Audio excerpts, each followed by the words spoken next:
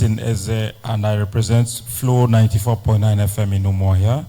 Your Excellency, recently, during the commissioning of the project in Aba, the Deputy Speaker of the House of Representatives, Right Honorable Ben Kalu, criticized your administration for not sufficiently acknowledging the increased allocation coming from FARC, which has enabled you to undertake some projects.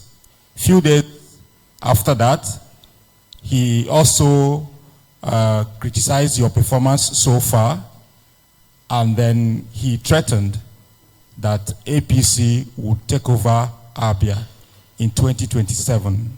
It is of good knowledge that both of you have a cordial relationship. So, sir, do you feel disappointed with his outburst? And I think I'm already threatened. Do you feel threatened, sir, by these persistent and repeated threats by Deputy Speaker and his party to dislodge you in 2027? Thank you, sir.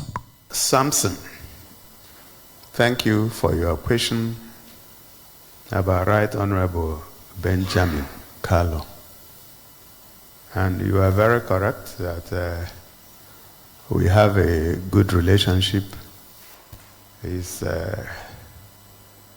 not just the Deputy Speaker, he's actually my younger brother. And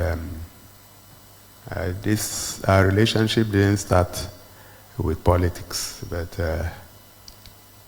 in my previous life. So you will find that this is the second time that he has come out publicly to berate the administration and myself. But I think I want to forgive him. So do I feel threatened? Absolutely no.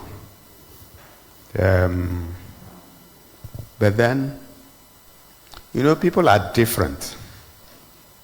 I guess what happened was that he was a bit terrified with the kind of, because he was there in Aba, like you rightly mentioned. I think he was terrified with the kind of organic show of love that Aba people showed. And it was just not in Aba, but also in Umuahia.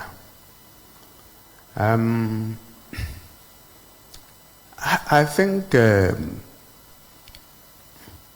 has a few challenges. One of them is what is described as hubris. And closely related to that challenge is also what I will, for want of a better word, describe as information deficiency syndrome. You know, where you are supposed to be in a place where you have information, but you don't have the real information. And I say this because sometimes when I see him describe himself as number 6, I say, okay, maybe there's a change, and I may not know. But according to the Protocol Act or Bill of 2000, the number 6 man should be the Deputy Senate President. But if you take out the Chief Justice of the Federation, then the Deputy Speaker can be number 6. But except if he has changed, I may not know. But that's a little part of the issue. If, as a Deputy Speaker, you want to speak about, and I want to also thank all the people that have responded, because if you notice, the first time he did a video, either earlier in the year or late last year, I was taken up here, and And I said I had no response. The only response I gave was that I don't have the anointing to speak about what will happen in 2027 by 2025. And I still maintain that I do not have that anointing. So I have a mandate. And that mandate runs till 2027. So, but if somebody can stand up and say, this is what will happen in 2027, who am I to question him? But there are a few things that I know. I know that power belongs to God. And I know he gives it to who he wills. Those, I can assure you, I know. And like I told them the other day in a church service, I also know about what is written in Lamentations. We say that we should not speak when the Lord has not spoken. I'm saying this because we are all Christians. So, it would be sad if somebody comes out and says that the state government receives 38 to 40 billion. Whatever you say should be taken very, very seriously if you are number 6. Okay, so those who know better have shown that we receive just about half of that. And but it's not for me to argue. When you also say that we have spent the APSEED funds, when you were the one that sat to give the approval a few weeks ago. So we should know how some of these things happen.